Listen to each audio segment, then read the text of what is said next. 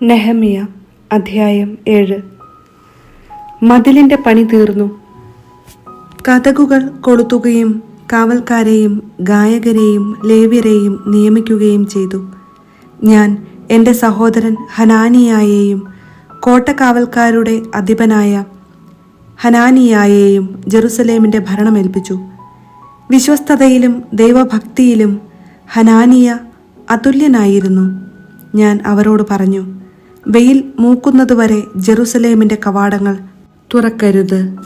കാവലുള്ളപ്പോൾ തന്നെ വാതിലുകൾ അടച്ച് കുറ്റിയിടണം. ജെറുസലേം നിവാസികളെ ആയിരിക്കണം കാവൽക്കാരായി നിയമിക്കുക. അവർ താന്താങ്ങളുടെ ഭവനത്തിൻ്റെ എതിർവശത്ത് സ്ഥാനമുറപ്പിക്കണം. തിരിച്ചു വന്ന പ്രവാസികൾ. നഗരം വലുതും വിശാലവുമായിരുന്നു, നിവാസികൾ വിരളവും. വീടുകൾ പണിതിരുന്നില്ല. ശ്രേഷ്ഠന്മാരെയും നായകന്മാരെയും ജനത്തെയും വിളിച്ചുകൂട്ടി അവരുടെ വംശാവലി തയ്യാറാക്കുവാൻ ദൈവം എന്നെ പ്രേരിപ്പിച്ചു. ആദ്യം മടങ്ങി വന്നവരുടെ വംശാവലി ഗ്രന്ഥം ഞാൻ കണ്ടെത്തി. അതിൽ ഇപ്രകാരം എഴുതിയിരുന്നു: ബാബിലോൺ രാജാവായ നബുക്കദ്നേസർ പിടിച്ചുകൊണ്ടുപോയവരിൽ സ്വനഗരങ്ങളിൽ മടങ്ങിയെത്തിയവർ. അവർ ജെറുസലേമിലും യൂദായിലെ നഗരങ്ങളിലും മടങ്ങിയെത്തി. സെറുബാബേൽ, യശുവ, നെഹമ്യ, അസറിയ, റാമിയ, നഹമാനി, മോർദെക്കായ്, ബിൽഷാൻ, മിസ്പേരത്ത്, ബിഗ്വായ്, നേഹും, ബാന എന്നിവരുടെ നേതൃത്വത്തിലാണ് അവർ വന്നത്. ഇസ്രായേൽ ജനത്തിന്റെ കണക്ക്.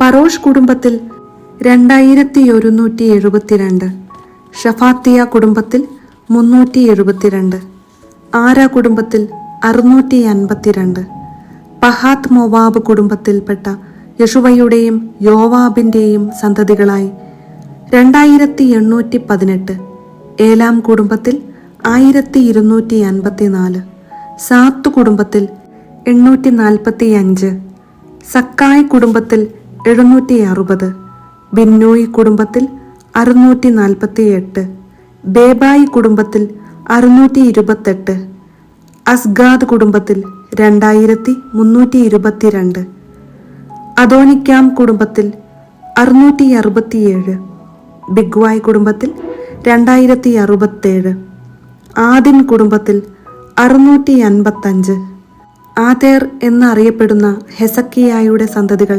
98, ഹാഷും കുടുംബത്തിൽ 328, ബസായി കുടുംബത്തിൽ 324, ഹാരിഫ് കുടുംബത്തിൽ 112, ഗബയോൻ കുടുംബത്തിൽ 95.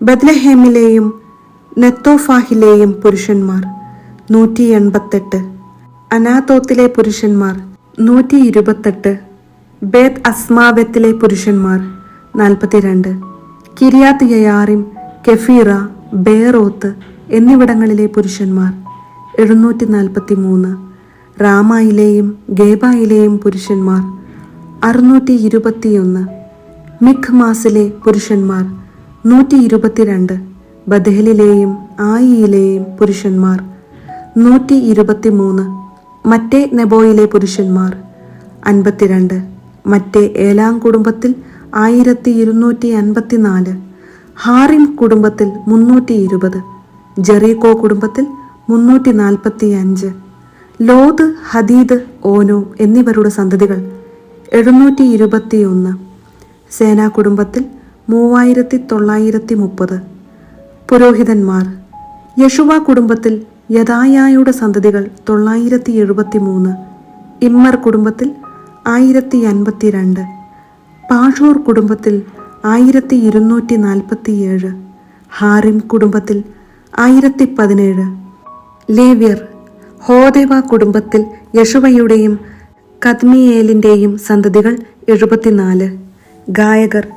ആസാഫ് കുടുംബത്തിൽ 148.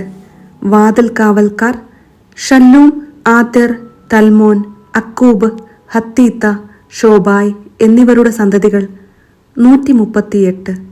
ദേവാലയ ശുശ്രൂഷകർ സീഹ, ഹസൂഫ, തബാവോത്ത്, കേറോസ്, സിയ, പാദോൻ, ലബാന, ഹാഗാബ, ഷൽമായി, ഹാനാൻ, ഗിദൽ, ഗാഹാർ, റയായ, റസിൻ, നെക്കോദ, ഗസാം, ഉസ, പാസയ, ബേസായി, മെയുനിം, നെഫുഷേസിം, ബക്ബുക്ക്, ഹക്കൂഫ, ഹർഹൂർ, ബാസ്ലിത്ത്, മെഹിദ, ഹർഷ, ബർക്കോസ്, സിസേറ, തേമ, നെസിയ, ഹക്കീഫ എന്നിവരുടെ സന്തതികൾ.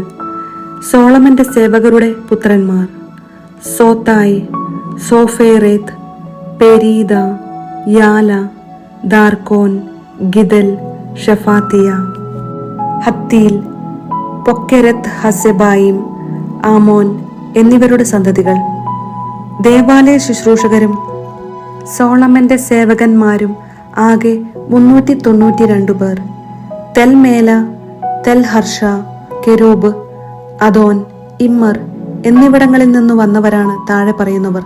എന്നാൽ തങ്ങളുടെ കുടുംബമോ കുലമോ കൊണ്ട് തങ്ങൾ ഇസ്രായേല്യരാണെന്ന് തെളിയിക്കാൻ അവർക്ക് സാധിച്ചില്ല. ദലായ, തോബിയ, നെക്കോദ എന്നിവരുടെ സന്തതികൾ 642. പുരോഹിതന്മാരുടെ പുത്രന്മാർ: ഹൊബായ, ഹക്കോസ്, ബർസില്ലായ് എന്നിവരുടെ സന്തതികൾ. ബർസില്ലായ് കുടുംബക്കാരുടെ പൂർവികൻ ഗിലെയാദുകാരൻ ബർസില്ലായിയുടെ പുത്രിയെ വിവാഹം ചെയ്തതിനാലാണ് അവർക്ക് ആ പേര് ലഭിച്ചത്. വംശാവലി പട്ടികയിൽ പേരില്ലാത്തതിനാൽ അവരെ അശുദ്ധരായി കരുതി പുരോഹിത ഗണത്തിൽ ഉൾപ്പെടുത്തിയില്ല. ഉറീമും തുമ്മീമും ഉള്ള ഒരു പുരോഹിതൻ വരുന്നതുവരെ വിശുദ്ധ ഭോജനത്തിൽ പങ്കുചേരുന്നതിൽ നിന്ന് ദേശാധിപതി അവരെ വിലക്കി. ജനം ആകെ 40,360 പേർ. ഇതിനു പുറമെ അവരുടെ ദാസീദാസന്മാർ 7,337 പേരും ഗായിക ഗായകന്മാരായി 245 പേരും ഉണ്ടായിരുന്നു. 736 കുതിരകളും 245 കോവർ കഴുതകളും 435 ഒട്ടകങ്ങളും 6,720 കഴുതകളും ഉണ്ടായിരുന്നു. കുടുംബത്തലവന്മാർ ദേവാലയ നിർമ്മാണത്തിന് സംഭാവനകൾ നൽകി. ദേശാധിപതി 1000 ദാരിക് സ്വർണവും 50 ക്ഷാളന പാത്രങ്ങളും 530 പുരോഹിത വസ്ത്രങ്ങളും നൽകി. കുടുംബത്തലവന്മാർ നിർമ്മാണ നിധിയിലേക്ക് 20,000 ദാരിക് സ്വർണവും 2,200 മീന വെള്ളിയും നൽകി. മറ്റുള്ളവർ 20,000 ദാരിക് സ്വർണവും 2,200 മീന വെള്ളിയും 67 പുരോഹിത വസ്ത്രങ്ങളും നൽകി. പുരോഹിതന്മാർ, ലേവ്യർ, വാതിൽ കാവൽക്കാർ, ഗായകർ, ശുശ്രൂഷകർ തുടങ്ങി ഇസ്രായേല്യരെല്ലാം താന്താങ്ങളുടെ പട്ടണങ്ങളിൽ താമസിച്ചു. 7-ാം മാസമായപ്പോഴേക്കും ഇസ്രായേൽ ജനം താന്താങ്ങളുടെ പട്ടണങ്ങളിൽ വാസമുറപ്പിച്ചിരുന്നു.